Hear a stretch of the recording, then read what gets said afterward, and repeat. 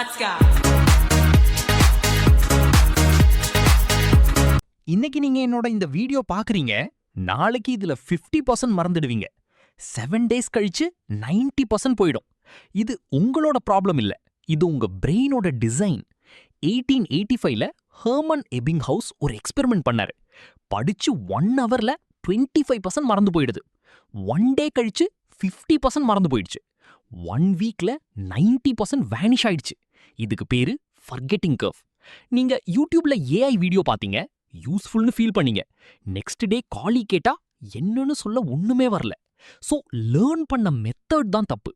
இந்த ப்ராப்ளமை ஃபிக்ஸ் பண்ண ஒரு டூல் வந்திருக்கு, ஸ்காலே ஏஐ. உங்க ரோல், உங்க டூல்ஸ் பார்த்து உங்களுக்கு மட்டும் ஸ்பெசிஃபிக்கா லெசன் பில்ட் பண்ணும். படிக்கும்போது ஒரு ஏஐ எக்ஸ்பிளைன் பண்ணும், ஒரு ஏஐ கொஸ்டின் கேட்கும், இன்னொரு ஏஐ டாஸ்க் கொடுக்கும். பிரெயின் இது இம்பார்ட்டன்ட் அப்படின்னு மார்க் பண்ணும். ஃபர்கெட்டிங் கர்வ் பிரேக் ஆகும்.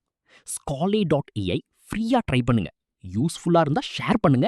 ஸ்டாக்கின் குரல் ஃபாலோ பண்ணுங்க.